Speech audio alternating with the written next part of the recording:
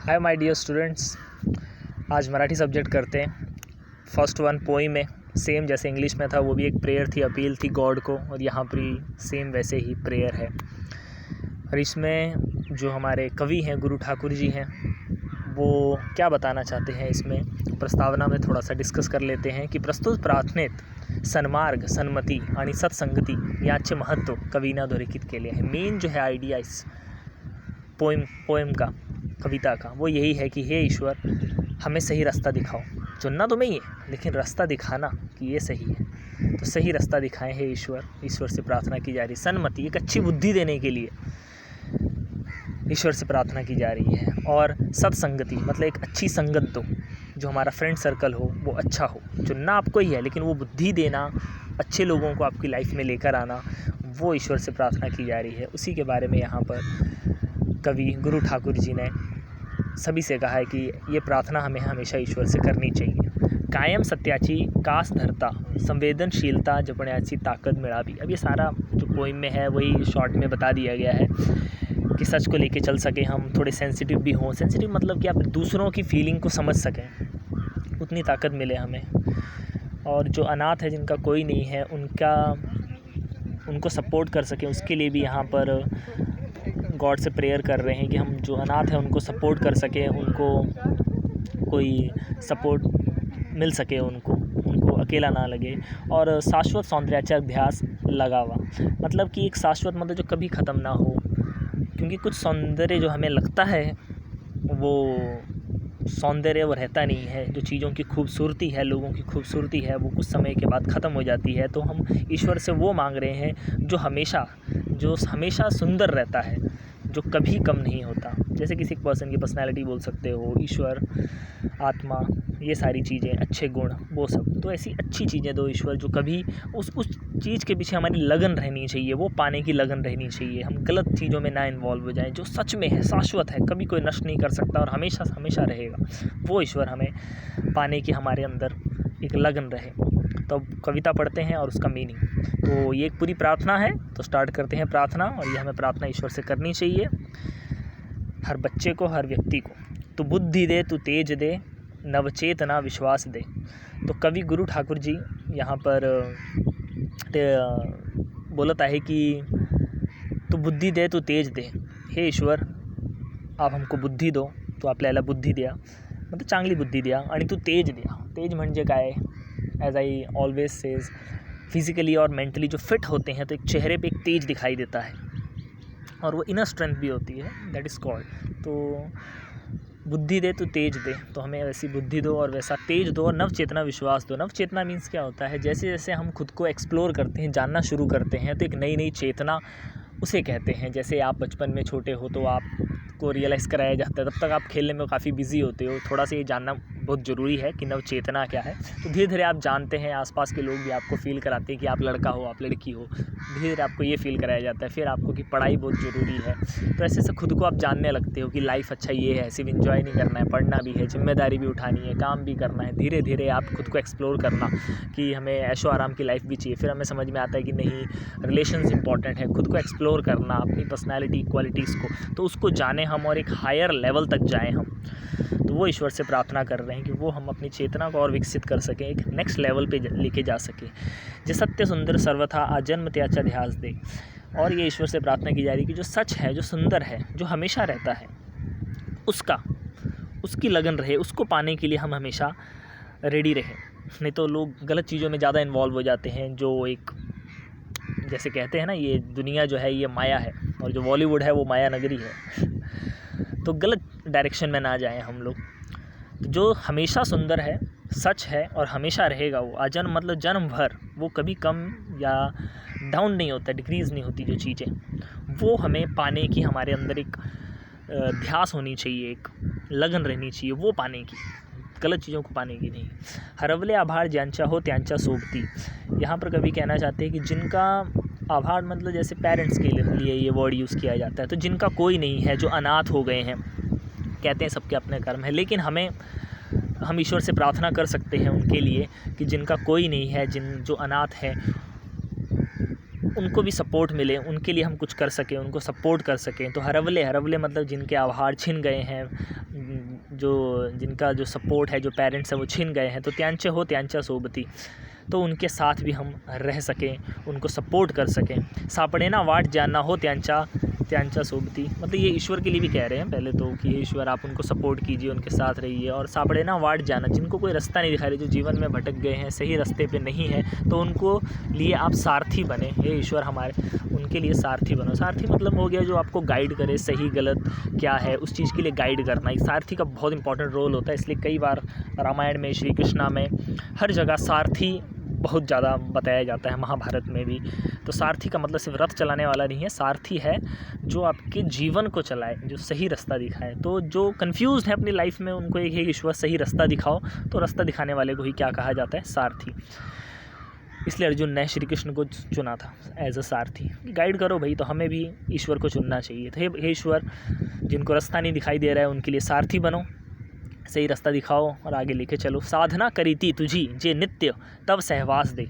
और जो आपको याद करते हैं, साधना करते हैं, आपसे प्रेम करते हैं, आपको नित्य साधते हैं। ओके, प्रेयर करके भी साध सकते हो आप ईश्वर को, लेकिन अच्छे कर्म करके भी, जो वो कहते हैं, जो उन्होंने अपनी लाइफ में किया है, जो भी अवतार बताए जाते हैं, या जो ईश्वर की बातें बताई जाती हैं कि वो क्या करते हैं, क्या करने के लिए कहते हैं, तो वो जो करता है इंसान, तो उनके साथ है ईश्वर, हमेशा रहो, नित्य रहो, तब सहवास दे।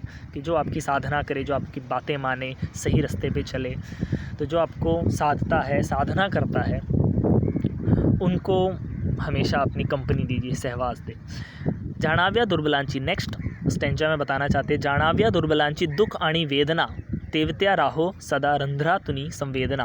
बोल रहे हैं कि दुर्बल, जो निर्बल हैं, दुर्बल हैं, कमज़ोर हैं, कोई सपोर्ट नहीं है जिनको, उनका दुख और वेदना हम जान सकें। मतलब यहाँ पर the poet is wants the quality of a sensitiveness, मतलब संवेदनशीलता गुण के बारे में बात कर रहे हैं, कि हम सामने वाले की दुख और वेदना को समझ सकें। क्योंकि कई बार होता है हम किसी की दुख और दर्द को नहीं समझ पाते, नहीं समझते हैं। तो वो क्वालिटी हमारे अंदर हमेशा बनी रहनी चाहिए कि हम दूसरों की दुख और वेदना को, जो उनको दर्द है, उसको हम इतने सेंसिबल हों कि हम उस चीज़ को समझ सकें और उन्हें हर्ट ना करें। तेवत्या राहो सदा रंध्रा तुनी संवेदना। रंध्रा मतलब खून के अंदर, एक यहाँ पे नीचे देख सकते हैं, यहाँ पे रंध्र, यहाँ छिद्र लिखा है, और रुधिर मतलब रक्त। तेवत्या राहो रंध्र संवेदना मतलब हमारे खून के अंदर, हमारे रग रग में वो एक संवेदना होनी चाहिए कि हम दूसरों के दुख दर्द को समझ सकें। नहीं तो फीलिंग हम सिर्फ अपने बारे में सोचते, दूसरों के बारे में सोचते ही नहीं कि उसको क्या बुरा लग रहा होगा, वो भी हमें समझना चाहिए। धमन्यातला रुधिरास या खल भेदण्याची आस दे। अब इसका भी हम देखें, धमन्यातला मतलब ये जो हमारी वेन्स होती है, जिसमें खून, मतलब आपके जो रग रग में जो खून बह रहा है, या खल भेदण्याची, तो जो दुष्ट चीज़ें आ जाती हैं हमारे अंदर, कभी गलत गुण आ जाते हैं, उनको हम ख़त्म करने की हिम्मत दो। इसलिए कहा जाता है कि पापी से घृणा मत करो, पाप से घृणा करो। आप योग करेंगे तो आपको और अच्छे से समझ में आएगा कि कभी कभी, मोस्ट ऑफ द टाइम ऐसा ही होता है, इंसान गलत नहीं होता है, कुछ चीज़ें ऐसी गलत आ जाती हैं, इफ़ेक्ट करती हैं उसके ऊपर। तो यहाँ पर कहते हैं कि हमारे अंदर जो भी बुराइयाँ हैं उसको हम नष्ट कर सकें, इतनी हमें हिम्मत दो भगवान।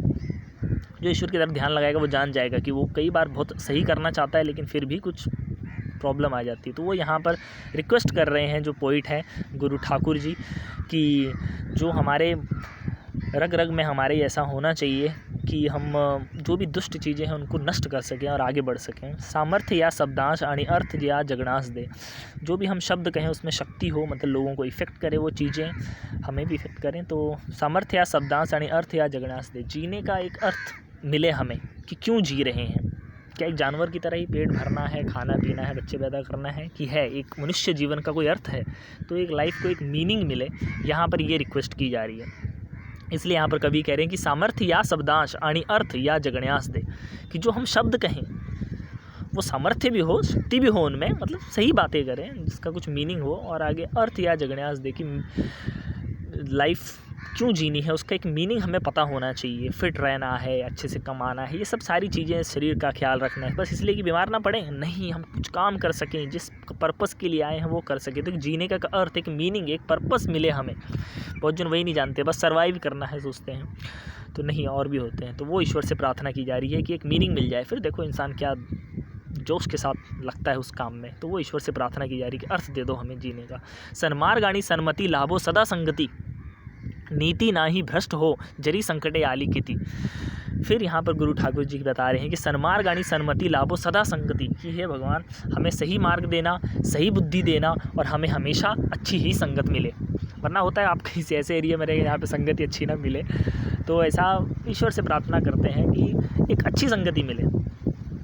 आप भी चुन सकते हो, लेकिन कभी कभी हालात ही ऐसे होते हैं कि आपको अच्छी संगत मिलेगी या फिर कभी कभी ख़राब। तो ईश्वर से प्रार्थना करनी है कि हमें सही रास्ता मिले, सही बुद्धि और अच्छी संगत मिले, सही लोग मिले जो सही रास्ते पे चल रहे हैं। नीति ना ही भ्रष्ट हो जरी संकटे आली किति, और जो हमने अपने कुछ उसूल बनाए हैं, कुछ नियम बनाए हैं, वो कभी भ्रष्ट ना हो, वो कभी डिस्ट्रॉय ना हो, डिस्टर्ब ना हो, चाहे कितनी भी संकट आ जाए। क्योंकि एक सच्चे मनुष्य की पहचान तभी होती है जब उसकी लाइफ में प्रॉब्लम्स आती हैं। जब तक प्रॉब्लम्स नहीं है तो बहुत अच्छा है, लेकिन ज़रा सा प्रॉब्लम आती है, तो जब मुसीबत आती है, संकट आते हैं, तभी इंसान की सही परख होती है। तो इसीलिए यहाँ पर कहा जा रहा है, क्योंकि कुछ लोग संकट आने पे काफ़ी तक हिल जाते हैं और गलत चीज़ों में भी कॉम्प्रोमाइज़ कर लेते हैं। तो यहाँ पर ईश्वर से प्रार्थना की जा रही है कि नीति ना ही भ्रष्ट हो जरी संकट आली किति। तो कितना भी संकट क्यों ना आ जाए, लेकिन जो हमने अपने नियम बनाए हैं, जो सदाचार अच्छे नियम बनाए हैं, वो कभी भ्रष्ट ना हो, इतनी ईश्वर हमें शक्ति देना।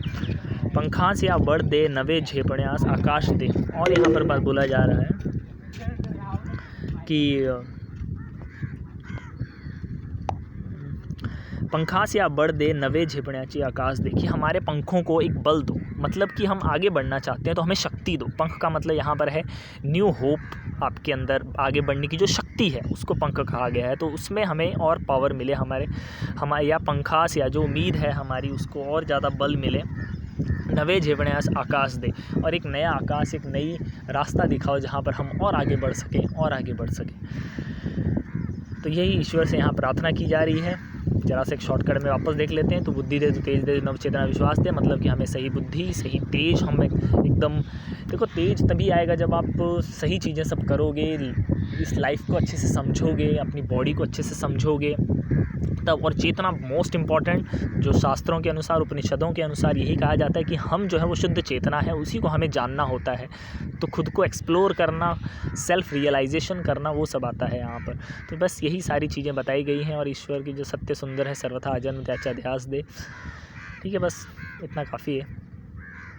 तो फर्स्ट स्टैंजा में ये मांगा है, दूसरे में अनाथों का सपोर्ट करने के लिए सही रास्ता दिखाए ईश्वर, और जो सही चीज़ें, ईश्वर की साधना करो और ईश्वर की कंपनी हमेशा आपके साथ बनी रहेगी। और दुर्बलों का दुख दर्द को समझ सके, इतने सेंसिटिव हो हम, हमारे धमनियों में, हमारे रग रग में इतना दम होना चाहिए कि हम जो गलत चीज़ है उसको नष्ट कर सकें, और एक जीवन जीने का एक सही मीनिंग मिले हमें कि क्यों जीना क्यों है, ये जानना। जो लोग ये जानते हैं तभी वो बहुत अच्छे से जी पाते हैं, और खुद को भी, खुद की लाइफ को भी बेटर बनाते हैं, अपनी फैमिली की भी, और ऑल ओवर दी अपने एरिया वर्ल्ड सबकी बेटर बना पाते हैं। और लास्ट में बस ये बोला है, जो प्रस्तावना के एकदम स्टार्टिंग में at the beginning they have explain, कि एक अच्छी संगत, एक अच्छा सही रास्ता और एक सही बुद्धि हमें प्रदान करे ईश्वर। और इस मुसीबत के टाइम ही हर इंसान की परख होती है कि वो सही है कि गलत है। तो वो ईश्वर से प्रार्थना कर रहे हैं कि इतनी हमें शक्ति देना कि गलत मुसीबत आने पर हम हिल ना जाएं, गलत रास्ता ना एक्सेप्ट कर लें। बस, और लास्ट में यही कि आगे बढ़ें, ताकत दो ईश्वर।